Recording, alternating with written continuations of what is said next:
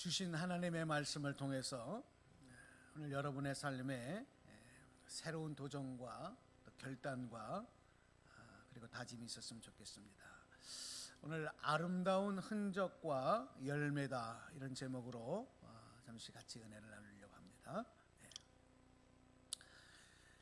미국의 장기 기증운동의 선구자인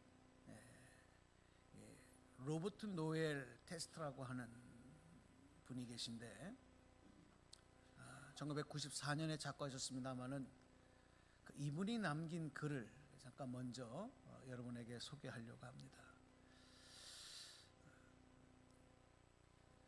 어느 순간 의사는 나의 뇌가 더 이상 제 기능을 하지 못하고 모든 의미에서 나의 생명이 정지되었다고 결정할 것입니다. 그렇게 되었을 때 내 몸 안의 기계를 이용해서 인공의 생명을 불어넣으려고 하지 말아 주십시오. 그리고 그것을 나의 임종이라고 부르지 마십시오.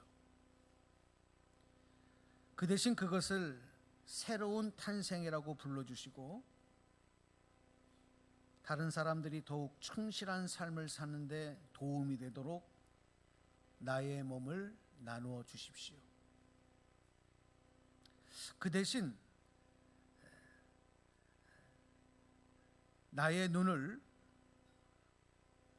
떠오르는 아침 해와 아기의 얼굴과 그리고 여인의 눈 속에 사랑을 한 번도 보지 못한 사람에게 주십시오. 나의 심장을 자신의 심장으로는 날마다 끊임없는 고통만 당해온 사람에게 주십시오. 나의 피를 교통사고로 일그러진 차 속에서 구출된 10대에게 주시며 그로 하여금 그의 손자들의 노는 모습을 지켜볼 수 있을 때까지 살게 하여 주십시오. 나의 신장을 기계에 의존하여 나날을 연명해가는 사람에게 주십시오. 내 몸의 뼈와 모든 근육과 모든 세포와 신경을 절름발이 아이에게 주어 그 아이가 걸을 수 있게 길을 찾아 주십시오. 내 뇌의 구석구석을 살펴봐 주십시오. 필요하다면 내 세포를 떼어내어 배양하시고 그것으로 언젠가 말 못하는 소년이 야구방망이로 공을 치는 소리에 환호성을 지르고 듣지 못하는 소녀가 유리창에 내리는 빗소리를 듣게 하여 주십시오. 그리고 남은 것은 태워서 바람의 재를 뿌려주시고 꽃들이 자라는 걸 돕게 하여 주십시오. 뭔가 묻어야 하겠다면 내 잘못과 결점과 인간에 대한 나의 모든 편견을 묻어 주십시오. 죄악은 악마에게 주십시오. 내 영혼은 하나님께 드리십시오. 그리고 혹시 날 기억하려거든 당신을 필요로 하는 누군가에게 위로가 되는 친절과 행동과 말로 기억해 주십시오. 내가 부탁한 모든 걸 해 주시면 나는 영원히 살게 될 것입니다. 여러분에게 소개해드린 이 글이 로버트 노엘 테스트 이분께서 남겨놓은 날 기억하려거든 이라는 내용이었습니다. 여러분, 사람이 떠난 자리에는 흔적이 남게 돼 있어요. 남겨진 흔적이 아름답고 감동적일 수도 있지만 그 반대인 경우도 있습니다. 우리가 일생을 살면서 남겨놓고 간 그 흔적을 보면 사람들은 오랫동안 좋은 마음으로 그 사람을 기억하기도 하지만은 반대로 빨리 내 기억 속에 그 사람에 대한 기억을 지워버리고 싶은 흔적과 그리고 열매들도 있고,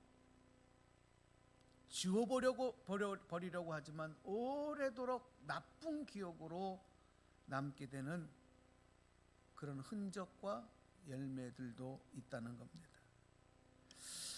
그래서 그 삶의 흔적을 삶의 열매라 이렇게 말씀드릴 수가 있습니다.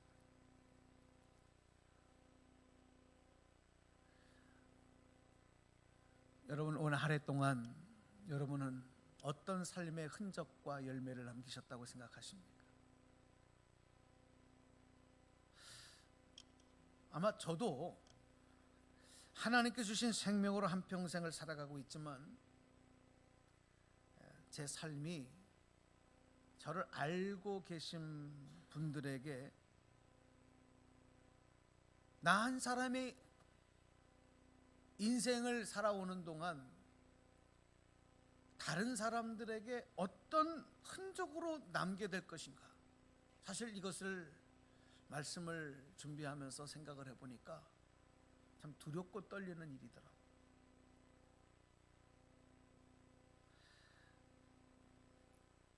분명한 것은 제가 이제 하나님이 주신 생명의 길을 살다가 죽고 나면 저를 기억하시는 분들, 또 저와 함께 여러 가지 추억을 함께 갖고 계셨던 분들은 그때 가서 나를 통해서 남겨놓은 그 흔적이 그분들의 삶의 기쁨이고 혹은 행복이고 소망이고 감동과 또 도전이 되었다고 그렇게 생각을 하면, 그때 가서 저를 기억하는 사람들이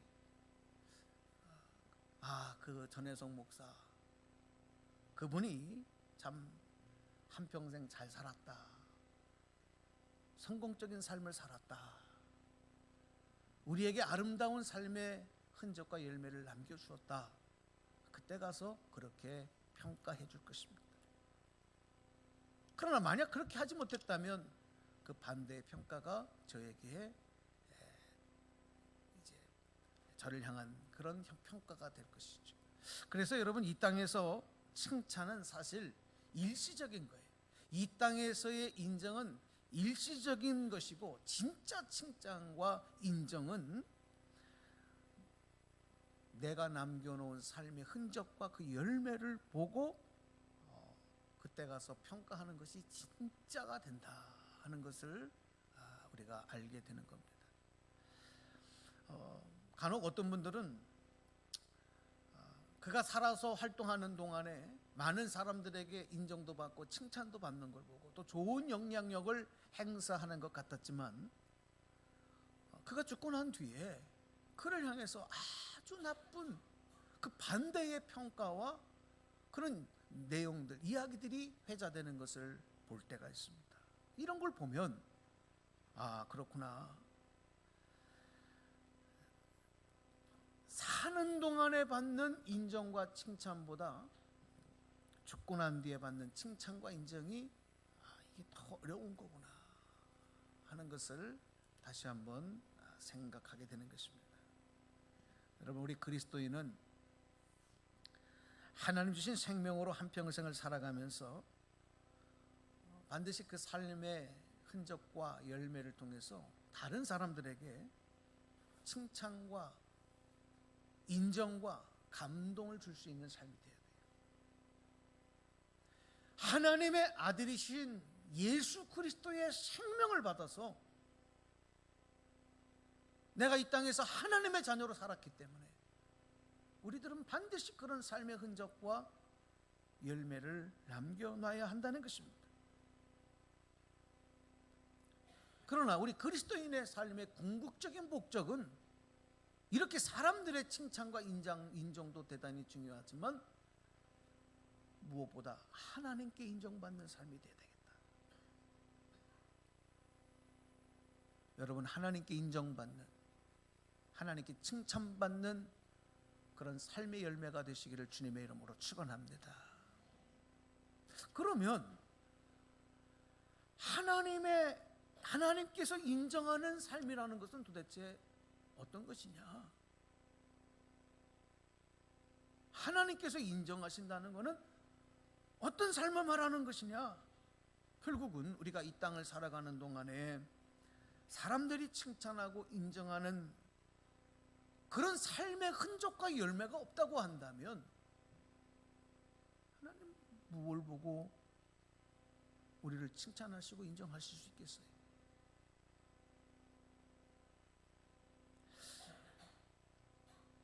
돌이켜보면 제가 지금까지 살아오는 삶의 기회 동안 저에게도 참 좋은 기억과 그리고 추억과 그리고 감동들, 그분들의 삶의 흔적과 열매가 내 인생에 얼마나 소중한 축복이고 감사이고 또 감동이 될 뿐만이 아니라 그것으로 인해서 하나님께 감사하고 영광 돌리는 그런 일들이 있어요. 만약에 내 인생에 저런 분을 만나지 못했더라면, 저분과 함께 했던 추억과 내용들이 없더라면 내 인생이 얼마나 삭막해지고 황당해졌을까. 그러니 하나님께 더 감사하고 영광을 돌리는 거예요.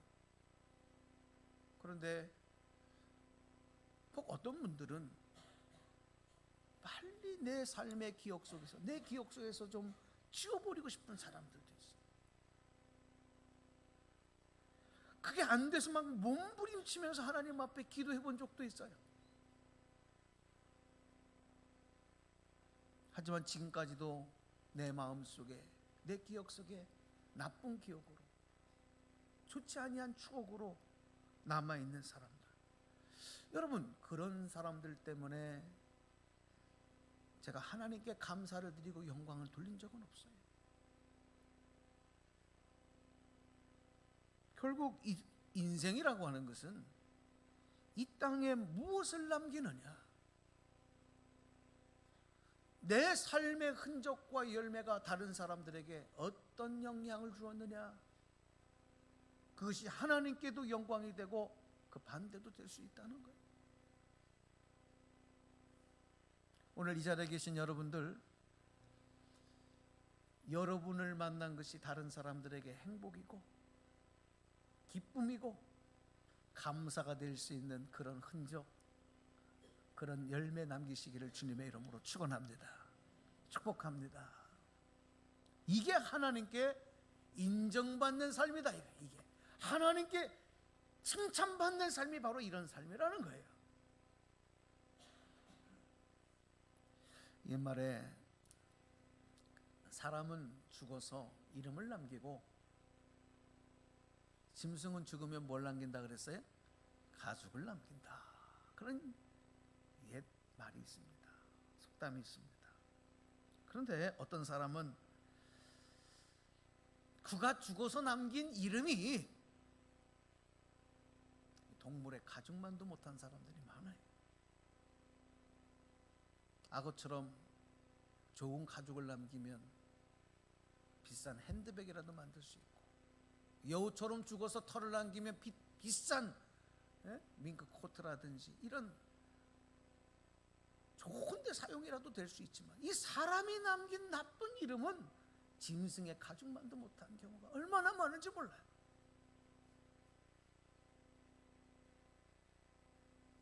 여러분, 우리가 그런 존재입니까? 짐승의 가죽만도 못한 존재입니까? 그런데 사실 현실은 정말 그렇다는 거예요. 한번 여러분 돌이켜 보십시오. 여러분이 만약에 이 땅을 이제 떠나고 났을 때 여러분의 이름이 저 한갓 야생동물의 짐승들의 가죽만도 못하다, 이거 얼마나 황당하냐 이거예요. 이거 얼마나 황당해. 비싼 묘비에 새겨진 그 이름, 비싼 그냥 비석 하나를 세우는데 사용되는 그런 이름에 불과하다고 한다면 이거 너무 허무한 인생 아니냐 이거예요.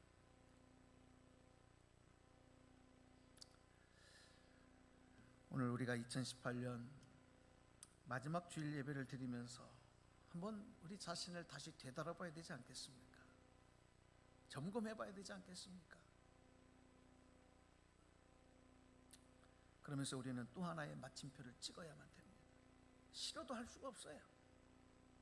이제 내일이 지나면 2018년은 우리의 인생의 추억 가운데, 인생의 흐름 가운데 하나의 추억으로만 남게 됩니다. 이 마침표가 쌓여갈수록 안타깝게도 우리의 육신의 생명은 점점 소멸되어져 가는 것이죠.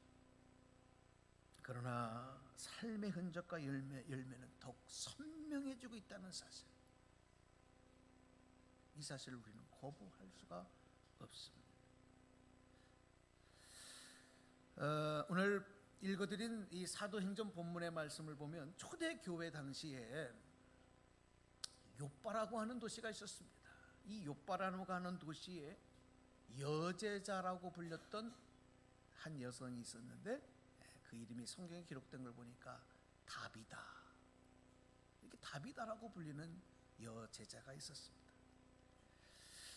히브리어로 이 다비다라고 불렀고, 헬라어로는 이 여인의 이름이 도르가다, 이렇게 기록이 되어 있습니다. 다비다, 도르가라고 하는 이 이름의 뜻은 아름다운 눈을 가진 동물이다, 그런 뜻입니다. 여러분, 이 동물들의 그 눈을 보면 참 거짓이 없고 참 아름답다, 그런 거를 느낄 때가 있어요. 동물들의 눈을 보면 참 아름답다. 아마 그 부모가 이 다비다, 그 딸을 낳고서 이름을 지을 때 정말 그런 마음으로 기도하면서 지은 것 같아요. 아름다운 눈을 가진 동물처럼 맑고 그리고 깨끗한 인생을 살았으면 좋겠다. 그런데 여러분, 정말 이 다비다는 평생을 그런 인생을 삽니다.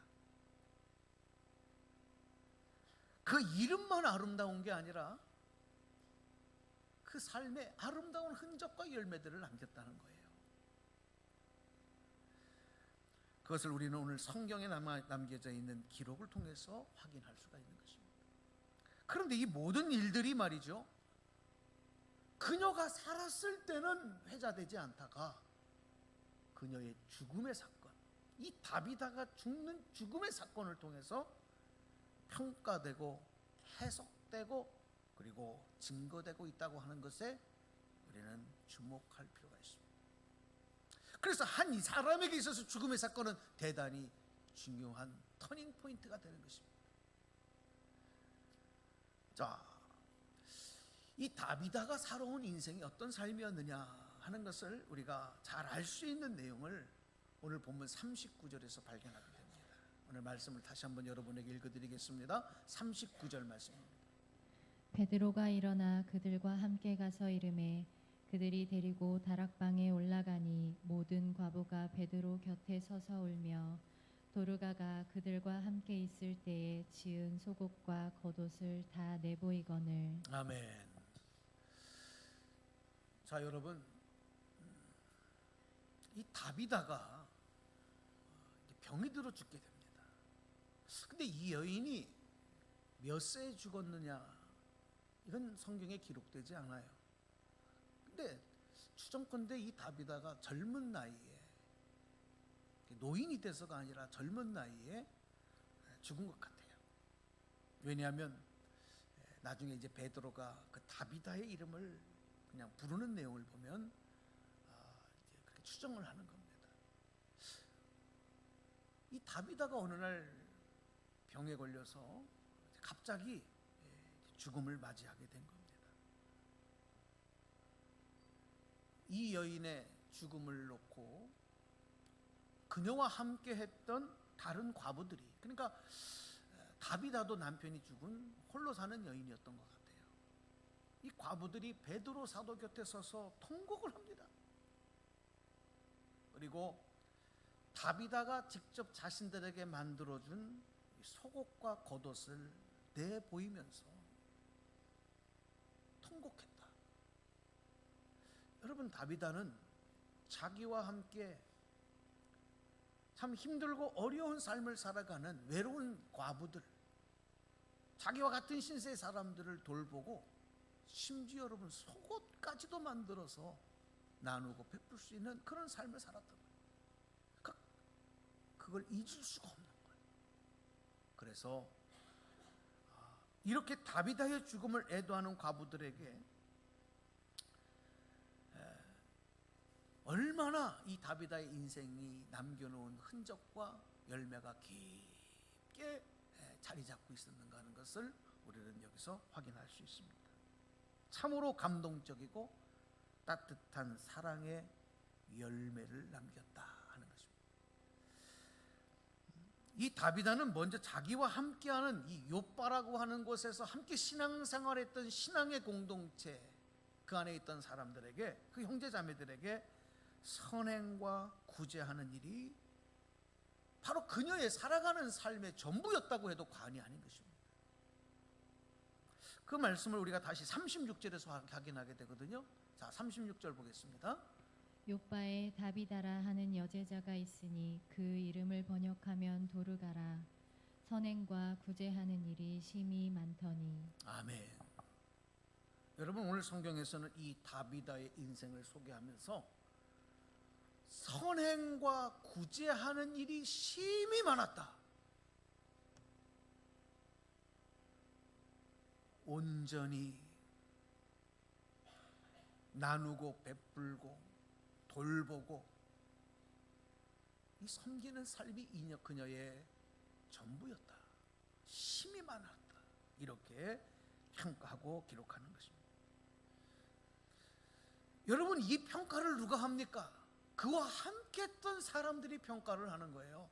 함께 욥바 공동체, 신앙 공동체에 있던 사람들의 기억을 통해서 바로 이런 고백이 나오고 평가가 나오는 거예요.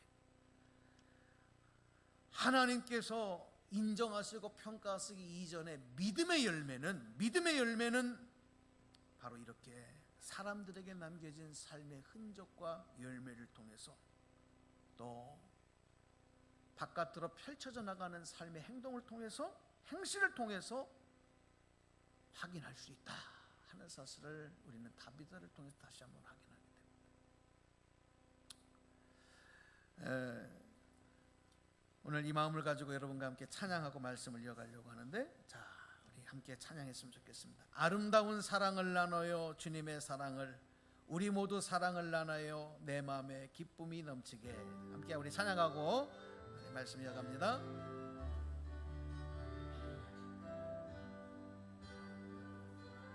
나눠요 주님의 사랑을, 우리 모두 사랑을 나눠요, 내 맘에 기쁨이 넘치게. 사랑을 심어요 온 세상에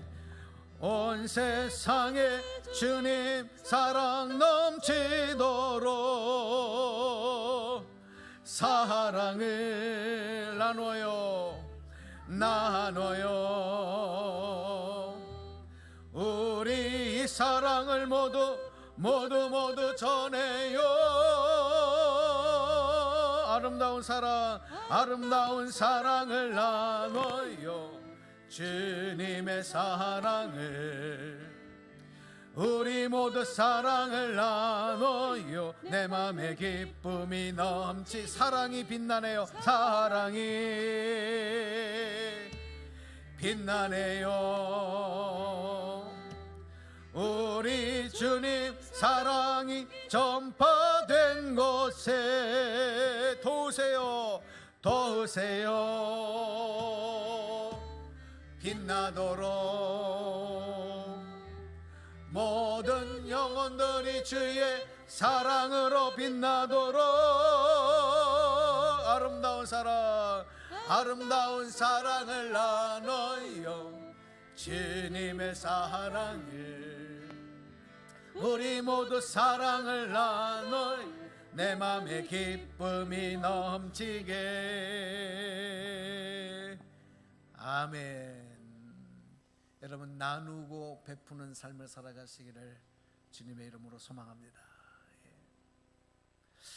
믿음의 열매를 남기는 삶을 살았던 바로 이 여제자 다비다. 그런 삶을 살았기 때문에 이 다비다의 죽음은 큰 충격과 슬픔과 아쉬움을 남겼던 것입니다. 누구에게? 그를 기억하는 사람들에게.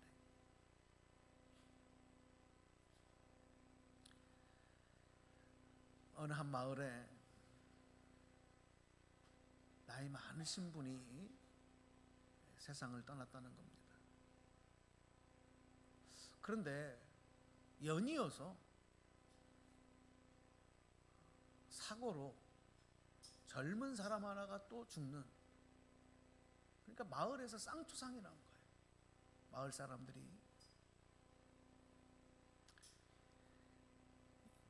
연세가 많이 잡수셔서 돌아가신 그 어른의 장례식장에 가서 조문을 하고 나오면서 한결같이 너무 우리 마을에 정말 어른이시고 귀한 분인데 참 안타깝다, 이런 아쉬움의 마음을 가지고 서로 그분을 기억하는 이야기들을 나누며 조문을 했다는 거예요. 근데 그 젊은 사람이 죽은 장례식에 가서는 나오는 사람마다 서로 속닥속닥거리면서 야, 그놈 잘 갔다, 그놈 잘 죽었다, 많은 사람들을 도와준 거야, 그러더라는 겁니다. 한평생을 살아가는 삶을 통해서 사람들에게 기억되는 그 사람의 삶의 흔적과 열매가 얼마나 중요한지 몰라요. 예수님을 닮아가는 제자의 삶을 살면서 많은 선행과 구제의 삶을 살았던 이 다비다. 이 다비다도 병들어 죽는 것을 보면 인간에게 죽음이란 정말 피해갈 수 없는 그런 실존적인 사건이고 사실이구나 하는 것을 다시 한번 알게 됩니다. 많은 분들은 그렇게 생각해요. 아니, 어떻게 믿음 좋은 사람이 저렇게 더 살아야 되는데 빨리 죽었냐? 아니요. 죽음은 모든 사람에게 오는 실존적인 피해갈 수 없는 그런 사건이라는 것입니다. 예를 들어서 여러분, 병든 자가 믿음으로 고침받을 수 있습니다. 믿음을 가지고 간절하게 하나님 앞에 기도하면 여러분 육신의 질병이 치료되는 역사가 나타나는 줄로 믿으시면 한번 아멘 하시기 바랍니다. 저도 여러분 목회하면서 그런 역사들이 많이 있었어요. 정말 믿음으로 간구했는데 알지도 못하는 병원에 가도 나오지 않는 병이 여러분 깨끗이 낫는 거예요. 본인이 너무 감사해서 하나님 앞에 영광 돌리는 일들, 그런 일들이 한두 번이 아니에요. 여러분, 믿음으로 간구하면 육신의 병이 고침받을 수 있어요. 자, 그런데 중요한 건 뭐냐? 그 육신의 병을 고침받았어도 그 육신은 이제 때가 되면 그 수를 다 살면 결국은 죽게 된다는 거예요. 그거는 피할 수 없는 겁니다. 영원히 사는 일은 없다는 것이죠. 오늘 본문 앞에 기록된 말씀을 보면 베드로 사도가 이 루다라고 하는 도시에 갔다가 중풍병으로 8년 동안에 침상에 누워있는 이 애니야, 성경 보니까 애니야라고 하는 사람 33절에 기록이 되고 있는 것입니다. 이 사람을 예수의 이름으로 고쳐 일어나 걷게 하는 기적이 일어났습니다. 그때에 이 소문이 막 루다라고 하는 동네, 사론이라고 하는 동네로 퍼져나가면서 사람들이 이 병고침을 받은 8년 동안 움직이지도 못하고 침상에 누워있던 이 애니야가 야, 베드로 사도가 와서 기도하니까 일어났다더라, 병고침 받았다더라, 이 소문이 퍼지면서 이 애니야를 보면서 많은 사람들이 와서 예수를 믿었어요. 바로 그 사실을 성경은 기록하고 있습니다.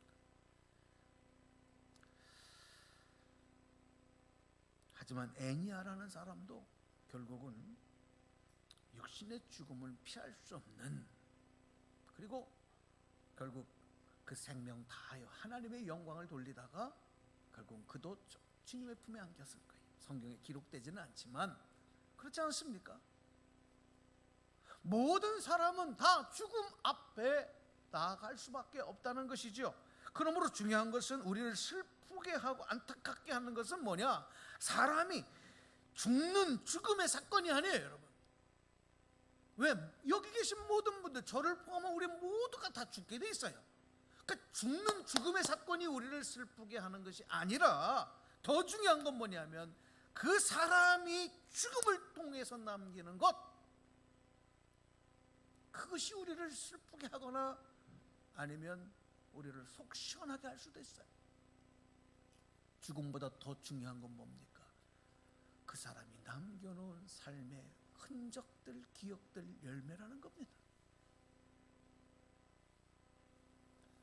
욥바의 교회와 성도들이 눈물로 예수님의 여제자 다비다의 이 장례를 준비할 때에 마침 이 베드로가 이렇게 루따라고 하는 곳에서 애니야를 살려낸 그 소식을 들었는데, 욥바와 이 애니야는 욥바와 루따는 이 지역이 그리 멀지 않은 지역에 있었어요. 그래서 이 다비다의 죽음에 큰 슬픔과 안타까움을 가진 욥바의 교회와 성도들이 이 다비다의 장례가 더 좀 의미 있고 뜻깊어지기를 소원하는 마음에 사람을 보내서 이 사도 베드로 사도를 빨리 좀 오시라고, 와달라고 이렇게 요청을 하는 거예요. 베드로가 그 소식을 듣고 한 걸음에 달려옵니다. 성경에는 기록되지 않습니다만은 이렇게 추정하는 겁니다. 이미 베드로가 욥바에 있는 이렇게 선행과 구제를 많이 하면서 예수님의 여제자로 살았던 이 다비다에 대한 소식을 사도 베드로가 듣고 있었던 거예요. 알고 있었던 거예요. 근데 그녀가 죽었다고 하니까 한 걸음에 베드로가 달려왔어요. 그리고 아까도 말씀드린 것처럼 병들어 죽은 이 여제자 다비다가 남기고 간 삶의 흔적과 열매들을 그와 함께 지냈던 과부들의 통곡과 애통하는 그 이야기들을 통해서 듣게 되면서 이 사도 베드로가 큰 감동을 받아요. 성경 어디를 봐도 여러분 욥바에 있는 성도들이 사도 베드로에게 죽은 다비다를 살려주십시오 그렇게 부탁한 적이 없어요. 베드로의 마음에 감동이 오는 거예요. 그 사람들을 다 나가게 합니다. 그리고 사도 베드로가 하나님 앞에 무릎을 꿇고 엎드려요. 간절히 기도합니다. 여러분, 이 기도는 예수님이 죽은 나사로를 무덤에서 불러내실 때에 그 생명이 회복되어지는 기적, 예수 그리스도의 부활의 능력을 믿는 그 믿음, 얼마나 간절한 기도였겠습니까? 그런 간절한 기도를 사도 베드로가 드립니다. 여러분, 이 마음이 베드로의 마음속에 임했던 것은 다비다가 살며 남겨놓은 그 삶의 흔적과 열매 때문이었습니다. 그 믿음 때문이었습니다. 이 기도를 마치고 시체로 놓여있던 다비다에게 사도 베드로가 믿음으로 선언을 합니다. 한번 여러분 저를 다 따라서 복창해 주시기 바랍니다. 다비다야 일어나라. 다시 한번 합시다. 다비다야 일어나라. 믿음으로 베드로가 이렇게 죽은 시체 다비다를 향하여 선포하는 것입니다. 그때 다비다가 눈을 뜨고 일어나 베드로를 마주보고 앉았다. 할렐루야. 이런 초자연적인 역사가 나타나는 것입니다. 이것이 바로 하나님의 생명의 역사인 것입니다. 예수님의 생명부활의 역사가 다비다를 통해 다시 한번 증거로 나타나는 순간이었습니다. 죽은 나사로가 3일 동안 무덤에 갇혀있던 나사로가 무덤 문을 열며 걸어나온 역사가 다비다에게도 나타난 것입니다. 이 생명이 다시 살아나는 기적의 역사를 보면서 욥바에서 많은 사람이 예수를 믿고 구원받는 역사가 일어났다. 초대교회 당시에 복음을 전하던 그리스도인들에게는 이 사건이 너무나도 큰 충격적인 사건이요, 잊을 수 없는 사건이었기 때문에 사도행전은 이 사건을 기록하고 오늘 우리에게까지 증거가 되고 있는 거예요. 오늘 말씀을 맺으려고 합니다.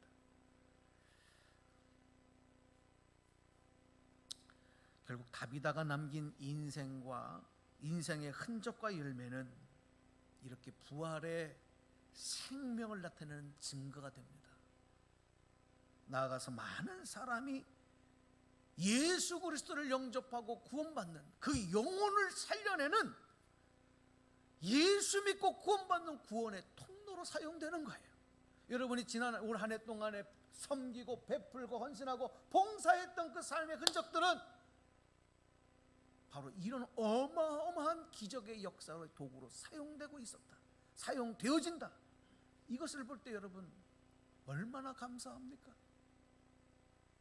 이것이 바로 우리에게는 축복이고 하나님께 영광 돌릴 수 있는 일이에요. 만약에 다비다 인생에서 이런 아름다운 열매, 이런 감동적인 흔적과 향기가 없었다고 한다면 욥바에서 일어난 이 기적의 구원의 사건은 결코 일어나지도 일어날 수도 없었을 것입니다. 자, 여러분 이제 오늘 한 해를 마감하는 시점에 있어서 오늘 말씀을 통해서 한번 여러분 자신에게 질문해 보시기 바랍니다. 오늘 어린아이들에게 질문을 했더니 아이들이 참 아이들다운 대답을 하더라고요. 추억을 남겼습니다.